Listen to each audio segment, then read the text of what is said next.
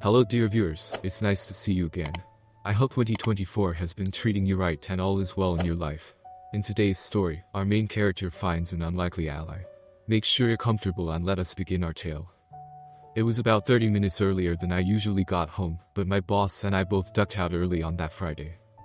An SUV I didn't remember seeing before was backing out of my driveway as I turned into it. Cheryl, my wife, was in the front passenger seat. The rear passenger window opened and the head of my 10-year-old daughter, Cheryl, appeared. I opened my window, smiled and waved at her. But instead of her returning the smile and wave, I heard, "We hate you," as the SUV headed down the street. Somewhat taken aback, I wondered what brought that on. Oh, well, I'd find out when they returned. I pulled into the garage, got out of my car and went into the house. Cheryl and I had been married for 12 years. It was her second marriage.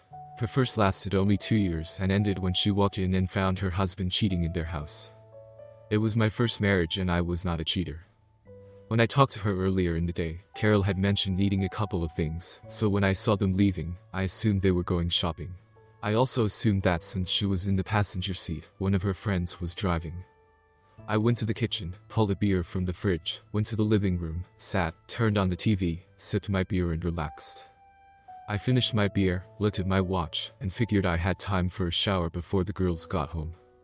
After showering, I went to a walk-in closet to get some clean clothes.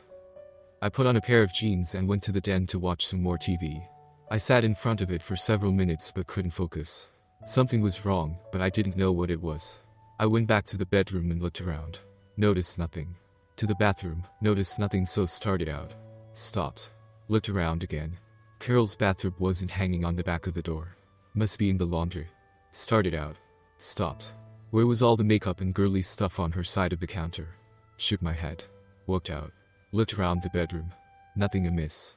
Went to the closet. That's it. Most of her clothes were missing. I never noticed it when I was in there before. I just stared at the empty clothing rods.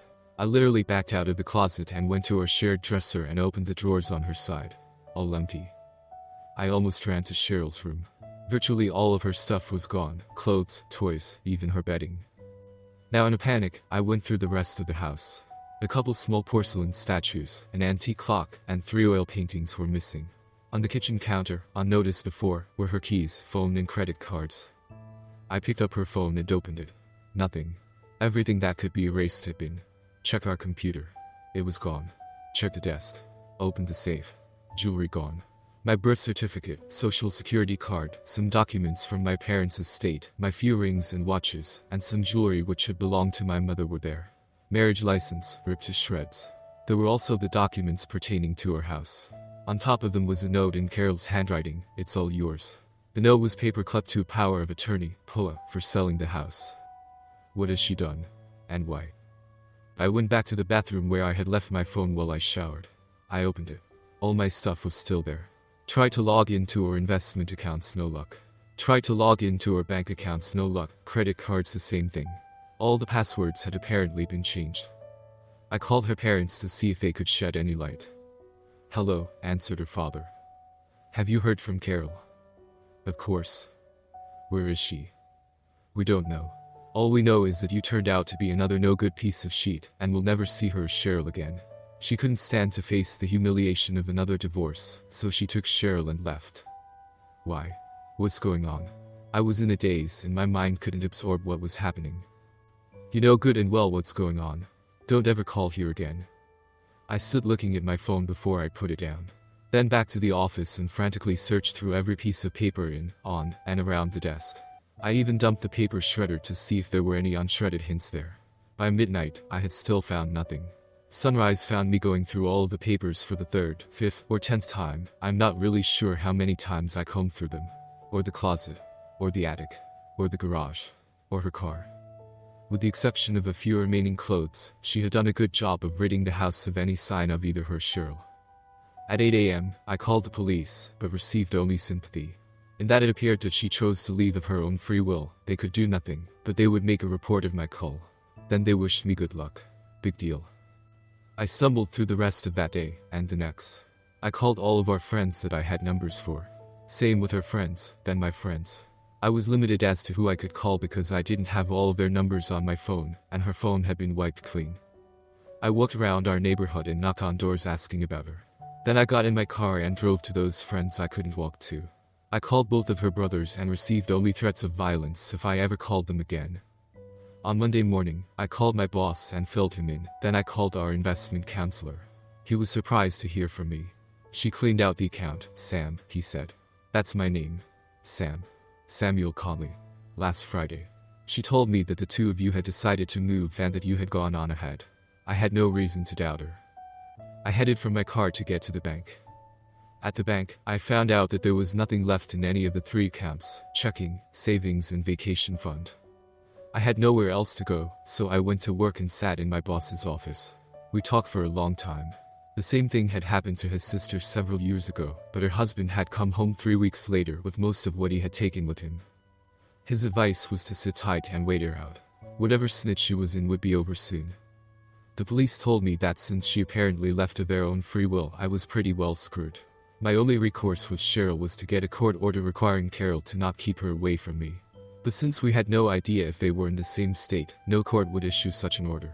With regards to the money, my understanding was that if we filed for a divorce, I could sue to get half of it back. I sat for 3 months. I moped, fretted, and cried. I received neither word nor hint about them, nor from them. Cheryl's school could only tell me that Carol had taken her records. I went to her parents' house twice. The second time I was kicked off the property and told that I would be arrested the next time. At Christmas, I sat down the street from their house for 3 days hoping Carol and Cheryl would show up. They didn't.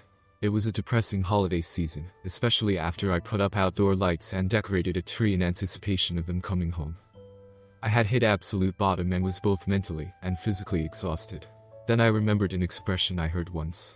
Get busy living or get busy dying. I was tired of acting like I was already dead. Hey, boss. I need a vacation, I said as I marched into his office. When and how long? So we discussed vacation options. He and his wife had been on 12 ocean cruises, some lasting as long as 3 weeks. He convinced me that on a ship in the middle of some big body of water, where, when you looked around, all you saw was more water, you could spend days doing nothing. 2 weeks later I was on my first ever ocean cruise. I sold Carol's car in order to pay for it, but what the hell. I drove to Galveston on departure day. It was the first time I had seen a cruise ship up close. That sucker was huge. I was on board less than 12 hours and discovered that if a man wants to meet women, cruise ships seemed to be the place to do it. Not that I was looking, but you didn't really have to look. They were everywhere. Of course they were everywhere off the ship as well, but on board the ship, they seemed more accessible. More willing to chat. Something. It must be the environment, but whatever it was palpable. The first night at dinner, I was seated at a table for 6. Besides me, there were 2 married couples and a single woman. We went to the live stage show as a group afterward. The single lady, Grace Wyndham, and I sat next to each other at dinner and again after dinner at the show. The cast performed shows twice an evening. Grace liked the show and wanted to stay and watch the second performance. I was pleasantly surprised at how good it was and asked if she minded company. She didn't, so we watched it together. The next day was a sea day. Grace and I saw each other by the pool and hung out together for a couple of hours. Dinner that evening was formal. I didn't have a tux, so I wore the only suit I brought. Again, I was seated at a table for 6, 1 married couple, 1 elderly gentleman, 2 women, and me. Everyone but me was dressed formally and looked great. They were all experienced cruisers and referred to formal nights on board as prom nights. We were scheduled to have 2 prom nights. The 2 women were friends and traveling together. They were attractive, witty, and a bit risque in both demeanor and language. They made it clear that they went on cruises to party and have fun. I spent most of my time talking with them and vice versa. After dinner, the 3 of us went to the bar on the top deck. We drank and danced until 1 in the morning. The booze flowed freer, the dances got raunchier, and the conversation more frank and open. By 1:30 I was naked and in bed with both of them. They told me they came to party and they weren't kidding. My first sex other than with Carol in over 12 years and I hit a jackpot. I am a bigot. The thought of 2 men in bed together always leaves me kinda well turned off. But the thought of 2 women together never fails to give me a hard-on. And reality was much better than the fantasy. By 5 in the morning the 3 of us were sitting on their balcony watching Cozumel come into view. We went back inside and I received goodbye blowjobs from them. By 7 I was in my cabin and by 5 after 7, I was asleep. I never set foot in Cozumel. I was standing in line that evening waiting to be seated for dinner thinking about the night before, when Grace Wyndham from the first night tapped me on the shoulder. "Dining with anyone special?" she asked. "I don't know. They may be," I answered. "We have an extra seat." "Thank you." I followed her in and sat at her table. It was the same group as before. The dinner was, again, excellent, as was the show afterwards. 2 shows, in fact, because Grace and I watched both performances again. It was the same performers as before, but the show was completely different. Those people were talented. After the second show, I thought having a drink would be a good thing to do. "Grace, would you join me for a drink topside?" She smiled. "That would be nice." We danced a couple of times and were sitting, talking, and enjoying our drinks when a handsome young man, who looked vaguely familiar, approached our table and spoke to me. "Excuse me, sir. Would you mind if I asked this young lady to dance?" I looked at him, then at her, and saw the gleam in her eyes, which told me that she didn't care if I minded or not. She was going to dance with him. "Of course not," I said as I stood. He took her hand and escorted her to the dance floor. I watched as they danced. It was as if they had danced together their whole lives, and never once did he press his body close to hers in that horny teenage dry duck way I did when I danced with her. I hated this young man because of his good looks, youth, class, and dancing ability. Just as their dance ended, I had made up my mind to go back to my cabin and leave her to him. There were plenty of other fish in the sea, so to speak. I stood as they approached. They were laughing and holding hands. He pulled her chair out for her. Then he looked at me and spoke. "Thank you, sir." I hated him all over again. Then Grace slapped him on the shoulder. "Why were you ever this gentlemanly when you were growing up?" Then she looked at me. "Sam, this is my son Michael." "Michael, this is Sam Conley." "Your son?" I asked, shocked. "How old were you when you had him?" 5. They both laughed, then sat. "Actually, I was 17. I figured he was about 21, so that made her about 3 years my senior." The 3 of us sat and talked for a long time. He was familiar to me because he was the lead male singer in the shows on the ship. I knew that was Grace's first cruise. They told me she took it because it was the last cruise on his 6-month employment contract with the cruise line, so it would be her last chance to see him perform in this environment. In 2 weeks, he was to begin rehearsals for a new Broadway musical. At 3 in the morning I left them still talking and returned to my cabin. We were scheduled to be in Honduras in 4 hours. In my cabin I showered and lay on my bed. I never set foot in Honduras either. These long, late nights were taking their toll. Grace and I had dinner alone in one of the ship's specialty restaurants that evening, then watched her son in yet another show. He was an excellent singer and very accomplished dancer. No wonder he was going to Broadway. After the last show, I escorted her to her cabin. I was invited in and didn't leave until almost 10 the next morning. Grace was an exceptional lover. She knew exactly what I wanted and needed, precisely when I wanted and needed it. When the cabin stewards prepared the rooms for the evenings, they closed the drapes. Grace reopened hers. It was, of course, pitch black outside, and the only things visible were stars. After another dance, this time in bed, we slept with our arms around each other. We were not aware when the ship docked in Belize, and for the 3rd time I missed visiting a different country. I went back to my cabin, showered and slept. At dinner that evening, I didn't see Grace. I did see her the next day, however. We had docked in Costa Maya, Mexico, and I was leaning over the rail, watching people leave the ship when I spotted her. She appeared to be with a small group headed for the pedestrian gate. After a while, the number of people leaving the ship diminished, so I walked off and went through the souvenir shop on the dock. I caught myself thinking that Carol would like that, or Cheryl would love this, before remembering that neither was in my life anymore. Over the next couple of days, we visited the Cayman Islands and Jamaica. I never got off the ship. I had spent 8 nights on board and had ducked 4 different women, including the night before. No wonder cruising was so popular for single men. It was popular for women also. I saw Grace 3 or 4 times over the course of the cruise after our night together, and she seemed to be having fun as well. Each time I saw her she was with a different man. I'm going to have to cruise more, I thought on more than one occasion. The evening before we were scheduled to dock back in Galveston, my cabin phone rang. It was Grace. "Haven't seen you around much the last few days," she said. "I've managed to stay pretty busy." She laughed. "So have I. It's almost like I was back in high school." "Why? Too much homework?" I chuckled. "Yeah. I pulled a couple of all-nighters, if you know what I mean." I had heard about cruising, but Christ, it's much better than I had heard. Michael says it is one long party in the crew area. "I know exactly what you mean." I've had some all-nighters myself. It will be nice to get home and get some rest. Ain't that the truth? There was a pause before she spoke again. Listen, Sam. You live in Lake Charles and I live in Houston. Any chance of us seeing each other after the cruise? I didn't hesitate. I'd like that, but there are a couple of things you should know about me first. Why don't we have dinner and chat? At dinner, I told her my story and she told me hers. Pregnant young. Had Michael. She had been married once but not to Michael's father. Michael has a good relationship with his father and family. Grace had worked hard to provide a good life for Michael, and his father did his share. She was rightfully very proud of the fact that he will be in his first Broadway show. She had done pretty well for herself. After high school she started working in an upscale department store. It was the only job she ever had and was now the district manager for 3 of their other stores. We talked for a long time before having a farewell dock in her cabin. The next morning we docked and I drove home. Things hadn't changed and there was still no word from Carol or Cheryl.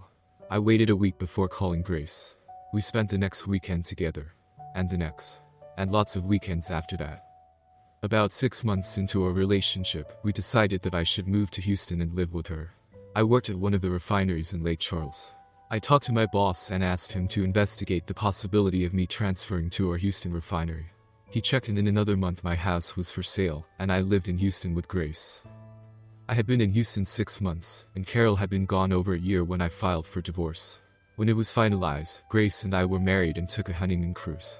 She was the only person I slept with on that cruise and vice versa.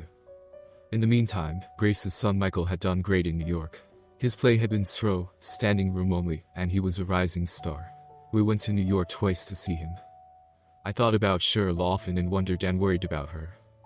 Our lives went on and in 4 years, I was another notch higher on my company food chain. Michael was in Hollywood filming his second movie. His first had been filmed on location in Europe. He invited us out to visit, so we went. We stood and watched as he filmed some scenes. Between each scene, people would come up to him, fine-tune his makeup, adjust his clothes, or comb his hair. I watched as he was handed a folder to look at each time they stopped filming. Later at dinner, I asked him what those folders were. He told me they were dialogue changes for the scene they were filming next. I asked him if he knew the name of the lady who brought them to him. Her name is Cheryl and she brings them before each scene. Why? She just looked familiar. Neither Grace nor Michael saw me as I was fighting down the bile which had risen in my throat. Grace and I were in the studio-provided limo on our way back to the hotel. She looked at me. What's wrong? The lady who gave Michael the dialogue changes is Carol. I know. That's what Michael said. She's Carol. My ex-wife Carol. You kidding? No, I'm not. Holy cow. What are you going to do? I have no idea. We rode in silence to the hotel. It was very quiet the rest of the evening. The next day, Grace went back to the studio. I stayed at the hotel. When she returned, she handed me a piece of paper. What is this? Carol's address and phone number. Michael's agent got it for me. Does he know why? He didn't ask, I didn't tell. I just told him I wanted it. I just looked at it. Go on. Go. You know you have to. I'll be here when you get back. An hour later I was getting out of a cab at the address Grace had given me. I walked slowly up to the second floor with my heart beating rapidly. I stood in front of apartment 206 and rang the bell. No answer. I rang it again. The door opened and I stood face to face with my daughter. We just looked at each other until I spoke. Why do you hate me? You know why. What are you doing here? Answer my question. I walked into the apartment and she didn't try to stop me. Because you cheated on Mom. Who told you I cheated? I saw the glance over her shoulder. Carol's first husband had been caught cheating, and she divorced him. Now, apparently, I'd been accused of doing it as well. Jimmy did. Who's Jimmy? Jimmy Wilson. You know who he is. He worked in your office for 2 years. No one named Jimmy Wilson has ever worked in my office. Where is he? Now she looked over my shoulder. I turned and there was a closed door. I started to open it, and Cheryl tried to stop me. He's sleeping. I opened the door and saw a man buttoning his shirt. He looked stunned. Who are you? I asked. Who the duck wants to know. I do. Well, who the duck are you? Don't you know me? Duck no, should I? Yes, you should. What the duck are you talking about? I never seen you in my life. I stepped closer to him. Take a closer look. Are you sure you don't know me? I told you I never seen you before. Now get the duck out of my apartment before I call the cops. My name's Sam. You act like that should mean something. Sam Conley. You told my daughter that you worked in my office for 2 years. Sam Conley. I don't know any she. Yeah, oh she. Now tell me why you told my wife that I cheated on her. I don't have to tell you sheet, Motherdicker. She's mine now so you can kiss my ass. I stepped toward him, but he dodged around me and ran out of the apartment. Oh, my god. I can't duckin' believe you did that. What did Cheryl just say? Duckin'. Did what? Tried to hit Jimmy. I didn't try to hit him and you heard him. He doesn't know me and he never worked in my office. You're lying. You caught him by surprise, otherwise he would have kicked your ass. I'm going to call Mom. I stood there as she made the call. Mom, Dad's here and he chased Jimmy away. Pause. I'm not ducking kidding. I took the phone. He lied to you, Carol. You're the one who is lying, she said. He had pictures. Now get the duck out of my house before I call the police. Where are the pictures? I want to see them. Duck you. You motherfucking son of a witch. Now get out of my house. And she hung up. Never had Carol ever used such language. The strongest word she ever used was damn, and she always got on me when I used profanity. And now even Cheryl said duckin'. I use profanity, but rarely around Carol and never around Cheryl. These were not the two people I knew and loved. I tried to talk to Cheryl, but she wouldn't listen, and after just a few minutes I heard sirens and someone running up the stairs. The police never put me in handcuffs, but since I didn't live there, I had to leave. I tried to explain what had happened, but they were not interested. I had been asked to leave, so I was required to leave. Not without my daughter. I protested. I'm not his daughter. He's a duckin' liar. She'd said duckin' again. I just looked at her, shook my head, and walked out. I walked for a long time before hailing a cab and going back to the hotel. When I got there, Grace and I talked about it. Michael arrived to take us to dinner. I chose not to go. I tried to remember anyone named Jimmy Wilson and kept drawing a blank, so I called my old boss. It was after business hours, so I called his home. Hello, Sammy, que pasa? He said when he answered. Not much, Lou. How are tricks? You know how it is, same sheet different day. What's up? Do you remember someone named Jimmy Wilson working at the plant? No, but that doesn't mean much. There have been lots of people there I didn't, and still don't know. Why? His name came up today and I was just wondering. I was told that he worked at the plant. Can you find out? If it's important, I can try. It is, Lou. Okay. Give me a couple of days to do some asking around. Right after Lou and I finished, my phone rang. Hello. You rotten cheating bastard. How did you find us? She must have kept my number over the years. Oh, hello Carol. It's been a long time. How are you? Sarcasm dripping from every syllable. Duck you. Stay away from us. You hear me? Stay away. Cheryl is my daughter and I want her in my life. He lied, Carol. Your boyfriend, husband, or whatever he is, lied. No, he didn't. He showed me pictures. Of what? Of who? Duck you, clock suck breath. And she hung up. Clock suck breath. Her language had certainly gotten colorful as well as descriptive. When Grace and Michael returned, she told me that she hadn't told Michael about any of this, but I could if I wanted to. So I did. His first words were, "You poor daughter. I feel so sorry for her. Holy shit, Sam. Do you want me to get her fired?" No. She might just run again, and I want to find out why she left. As it turns out, I'm glad she did because otherwise I wouldn't have met your mother. But she stole my daughter and turned her against me, and I want to try to fix that. They have no idea that I know you, so let's keep it that way for now. Let them wonder about how I found them. We talked for a bit longer before he left. Grace went back to the studio the next day, but I stayed away. I didn't want Carol to see me. I wasn't ready to get the authorities involved yet, and I now knew where they were, so I felt relatively safe in leaving until I got my ducks in a row, so Grace and I flew home. The first thing I did was talk to my attorney. He would contact a colleague in California to determine our next course of action. As a minimum, he could go after my share of the money. 3 days later, Lou called. I found out that Jimmy Wilson worked in our rail yard for a few months. He was recommended for the job by his cousin, David Jacobson. Do you remember him? I certainly do. He was a photographer in the public affairs office.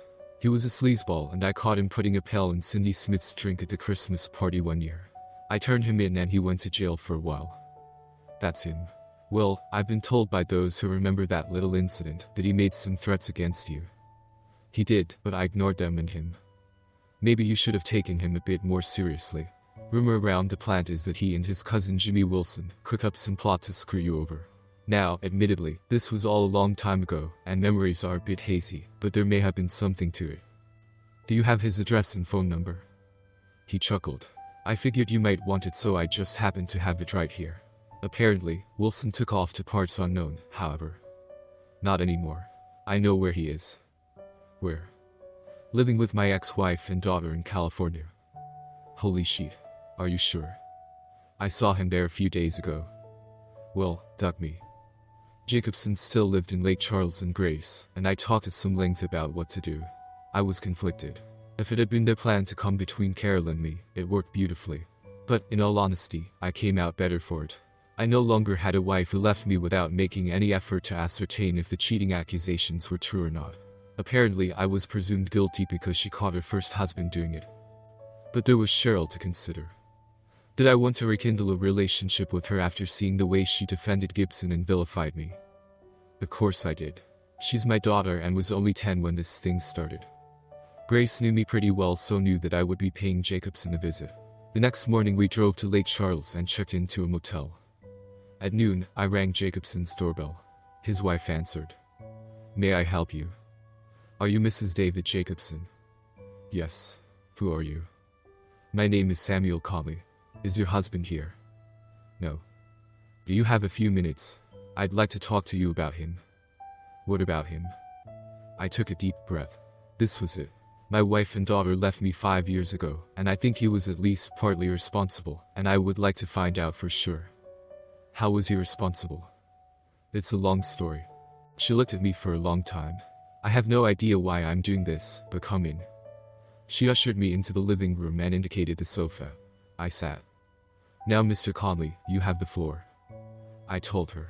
The whole bowl of wax. When I finished, we just sat and looked at each other. Finally, she spoke. David and I have been married for just over 2 years, but I've known him for almost 4. One of the first things he talked about was how he broke up the marriage of the man who caused him to go to jail on a trumped-up charge. A short pause. And you say he drugged some girl? She asked. Yes. I saw him putting a pill in her drink at our company party. I reported it and it turned out to be a date grape drag. Again, we just looked at each other. Finally, she spoke. What did you expect me to be able to do for you? I have no idea. I'm just grasping at straws trying to figure out how to get my daughter back. She stood. If I think of anything I can do to help, I'll call you, she said, dismissing me. I left my phone number and went back to the hotel dejected.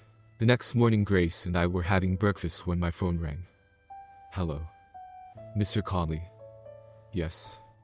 This is Anita Jacobson. You were at my house yesterday. Yes, Mrs. Jacobson.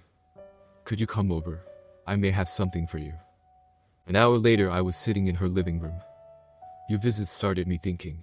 After we moved in together, I found a container of Rohypnol and asked him about it.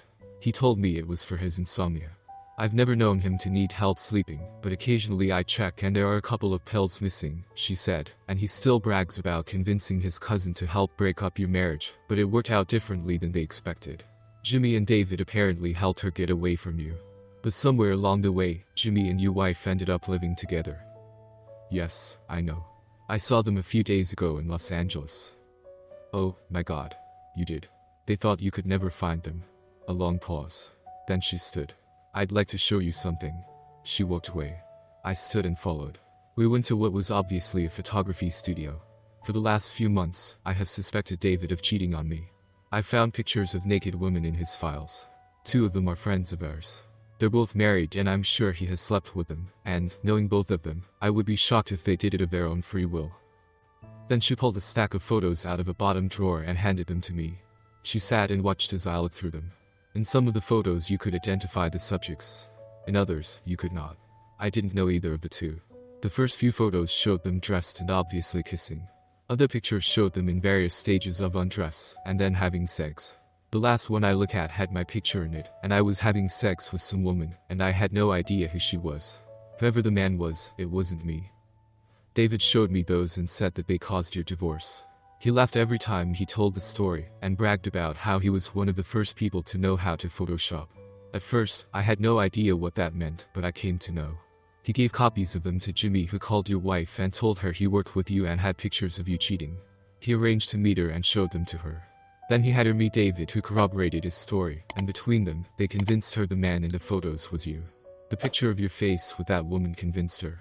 David is very proud of what they did and, as I said, still brags about it. He couldn't believe your wife bought their story. She paused, then handed me another stack of photos. Look at these.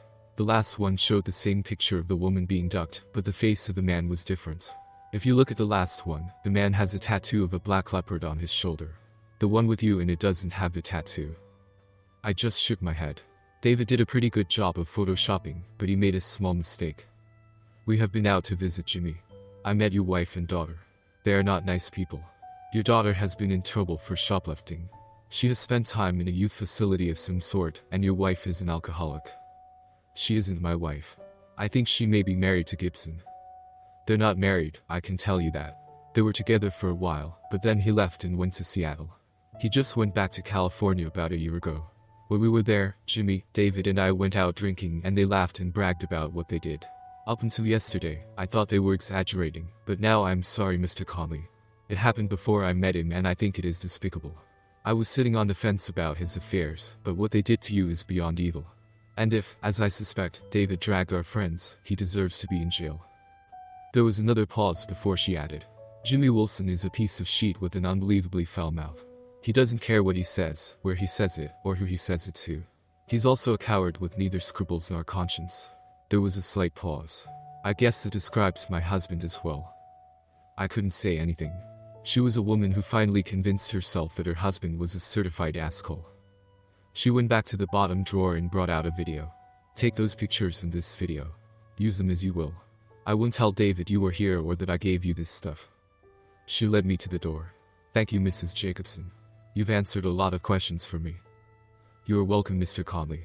You've helped me make up my mind about a couple of things. I can only deeply and sincerely apologize for my husband and hope that things turn out well for you. Actually, they have. Thank you. We shook hands. 12 years and Cheryl never asked me about the accusations or gave me a chance to defend myself. 12 years. It appeared more and more likely that I suffered because her first husband cheated and was caught. After I calmed down, I went back to the motel and hugged Grace. I felt that things had, indeed, turned out well for me. Now if I could just get my daughter back. I told her about my visit with Mrs. Jacobson and showed her the photos. After looking at them and shaking her head, she asked, "What's on the video?" I have no idea. Why don't I go to the lobby while you watch it? Why don't we watch it together? I took out my laptop and we played the video. It started with Cheryl sitting on a bed. It looked like she had just finished crying. Jimmy Wilson was sitting next to her and was speaking. God damn it, Cheryl. The motherfucker cheated. You owe it to yourself to get even. Now drink this. It will serve him right. He handed her a drink. She took the drink and sipped it. Don't sip it. Drink the sheet. It will make you feel better. She gulped it down. They just looked at each other and fidgeted for a couple of minutes. Cheryl tried to rise, but he held her down. Maybe I should go home, she almost whispered. No ducking way. You came here to get even and that's what you are going to do. Now just relax and I will get you some more to drink. He left and was back in just a few seconds with another glass of liquid. Here. This will make you feel better. She gulped it down as well. They sat there and Wilson stroked her arms, brushed her hair, and kissed her cheeks, hands, and neck. Then he started touching her. At first she resisted, but was eventually begging him to come to her. Then they both got their wishes. They ducked hard for several minutes before slamming together and lay exhausted side by side. Well, said another voice, who I assume was the one holding the camera, that should serve him right. And my screen went black. Both Grace and I just sat there.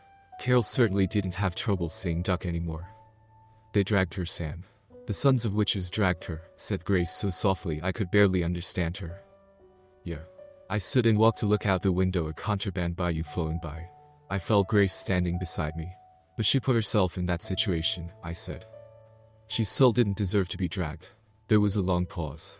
What happens now? I'm not sure, but I think we're going to California and then to the police. Both of us took some additional time off from work. 3 days later, I, again, rang Carol's doorbell. It was mid-afternoon. Cheryl, once again, opened the door. "Oh, it's you." "Yes, it's me, and you and I are going to talk." "Duck you. You can't tell me what to do. In the first place, clean up your mouth. In the second place, you are my daughter and a minor. I have every right to take you out of here, and if you don't sit down and talk to me, I will do exactly that. Now sit down." She did. "Where's your mother?" "Out." "Don't get smart with me. Now, where's your mother?" "Jimmy is picking her up from work." "When will they be back?" "Pretty soon if they don't stop for drinks." "Do they do that often?" "Almost every night." "And leave you alone?" "Yeah. No big deal." "Why aren't you in school?" "I didn't go." "Why?" I don't like it." I paused and looked at her before I asked my next question. "How long were you in the youth facility?" "Wah, how did you know about that?" "Answer the question and don't try to lie." "Which time?" "The one for shoplifting." Her eyes opened wide. "Duck," she said under her breath. "I told you to clean up your mouth. I was there for 2 months." "What did you steal?" "Booze." "Booze? Why?" "Jimmy was out and we didn't have any money." "What did your mother say?" "She was pissed." "Why? Because you stole? Or because you got caught?" "Both, I guess. But mostly at him for telling me to do it." "Has he lived with you the whole time since you left me?" "No. After all our money was gone, he disappeared and was gone for a couple of years. He came back last year." "Why did your mother take him back?" "I don't know. Feeling sorry for herself, I guess. Or lonely. When he left, she started drinking. A lot. She still does. Several times she told me she was going to call you, but every time she started drinking some more and never did. She had a couple of boyfriends, but they never lasted long." "Okay. First, let me tell you something," I said. "I love you. I always have. I always will. Jimmy Wilson never worked in my office. Never. His cousin, David Jacobson, I know you've met him, and his wife." Her eyes went white in surprise again before she nodded. It was obvious to her that I knew a lot about them. "Well, one time at a party, I saw him put drugs in a girl's drink, so I reported him and he went to jail. When he got out, he promised to get even with me, so he and Jimmy Wilson showed your mother some pictures of 2 people doing what they weren't supposed to be doing. One of the pictures showed my face, but it was photoshopped. Do you know what photoshopping is?" "Of course I do. I'm not stupid, but how do we know it wasn't you?" "Because it's the truth and I've never lied to you." "But, if it's the truth, why didn't Mom talk to you?" That was one of the questions I would like to have asked her, but she never gave me the chance. "I don't know, Dad. I'm all mixed up." "I know. I've just recently discovered all of this and I'm trying to work it all out myself." Just then the door opened and they walked in. Carol and Jimmy Wilson. I jumped up and we just looked at each other. "Carol," I said quietly. "I told you to leave us alone, you asshole. Now get your cheating ass out of my house." "I'm not the one who cheated. You are." Then I looked at Wilson. "Isn't that right?" "I don't know what you are talking about. Now get your ass out of here before I break your ducking neck." "Mom," said Cheryl as she rushed to her mother. "I think you might want to listen to Dad. He's got nothing to say I want to hear." "God damn it, Mom. Listen to him." Then softer. "Please." A long pause as Carol glared at me. "You have 3 minutes. Then I'm calling the police," Carol said to me as she threw her purse on the sofa, crossed her arms, and continued glaring at me. "Well, I don't have to listen to this shit. I'm leaving," said Wilson. I moved between him and the door. "No, you're not. You're going to stay and listen." He moved to the window and stood. I started. "Carol, what proof did he," indicating Wilson, "give you that I was cheating?" "I told you before. Pictures. These pictures." I tossed 4 photos that David's wife had given me. "Yes. These," she said as she looked quickly through them. "Where did you get them?" "Take them out of your collection." "They aren't from my collection. They're from David Jacobson's collection. Remember him? They are part of this set." And I tossed the rest of the pictures to her. The ones showing the faces of the lovers. "In case you might still be in doubt," I said, "look at these 4 together."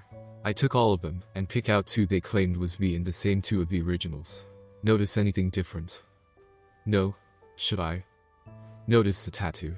The mistake he had made was to erase, or whatever you do to a photograph, the panther in the photo he put my face on in the ones he had shown Carol, but he forgot to erase it in one of the others. When I showed both copies of the same two photos to Carol, it was immediately apparent she had been lied to. She went pale and Cheryl ran over to look at them, and saw most of them before Carol could jerk them away. Then she looked at Wilson. "He's lying," said Wilson. "He changed them." She looked back and forth between Wilson and me, not knowing who to trust or believe. I looked at him. Who said anything about changing anything? The only way you would know anything was changed was if you knew about it. I continued talking.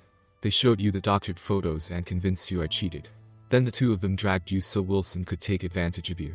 I have proof of that." I waved the video at her. "It's all right here for your viewing pleasure.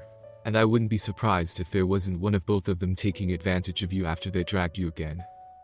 At that point her eyes went wide and she shot a murderous look at Jimmy. Then she charged at him. "You son of a witch. You mother-king son of a witch." She was flailing at him. Some punches landing and some not, but she kept throwing them. "You lowlife go-ducking pig, I'll kill you." As she was beating on him, Cheryl had backed up and stood against the wall while Wilson was backing toward the door. "He's lying. He's lying." He almost screamed as he tried to fend off her blows. He made it to the door and quickly escaped. Carol, exhausted, plopped on the sofa and cried. Cheryl slowly made her way to me and hesitantly touched my arm. I looked at her and she was crying. "I'm so sorry, Daddy." She hadn't called me Daddy since she was 5. I took her in my arms. Cheryl and I stood like that and watched her mother cry. Finally, Cheryl moved out of my hug, patted me on the arm, sat beside her mother, and hugged her. I went to the kitchen, got a glass of water and gave it to Carol. Then I sat opposite the sofa and watched them. I had my daughter back and that was all that mattered.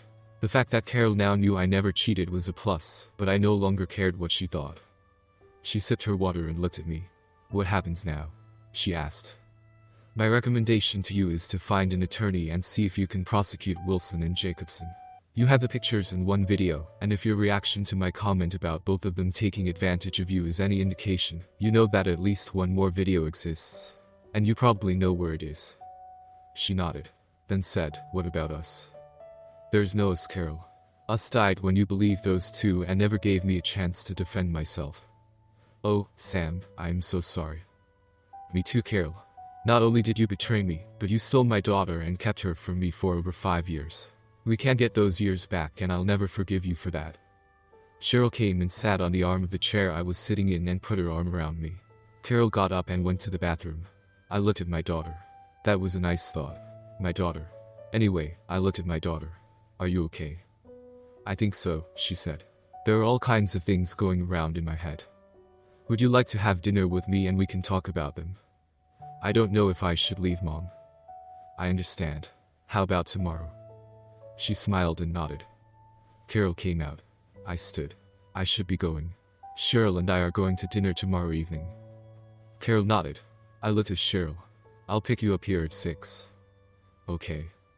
We hugged and I left. As soon as I was on the street, I called Grace and brought her up to date. The trip back to the hotel was interesting emotionally. I was beyond happy that my daughter might be back in my life, and happy that Carol now knew the truth, but both sad and disappointed that she had been taken in by Wilson and Jacobson. Not once, but twice in the case of Wilson who, by all appearances, could come and go in her life as he pleased. I decided to try to help her prosecute them if that's what she chose to do. I was also going to see if there was anything I could do to them. Grace was waiting when I opened the door. She flew into my arms and we held each other in the doorway. The next 2 evenings Cheryl and I had dinner alone.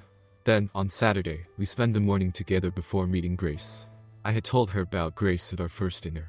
Both of them were nervous about meeting. When Cheryl first saw Grace, "Duck, she's gorgeous," came out of her mouth, followed immediately by, "Oops, sorry Dad." Grace's first words to Cheryl were, "How's your mother?" "Better, but still in shock. Getting back to work will help her." It was a good day. We took her home and Grace met Carol. It went as well as could have been expected. I told Carol and Cheryl that the next day, Sunday, Grace and I had made arrangements for a VIP tour of one of the studios, and asked if Cheryl wanted to come with us. She was excited. "Which studio?" asked Carol. We told her. "That's where I work. VIP tours are rare. Sunday tours are even rare. I'll be working because they're behind on shooting. Maybe I'll see you."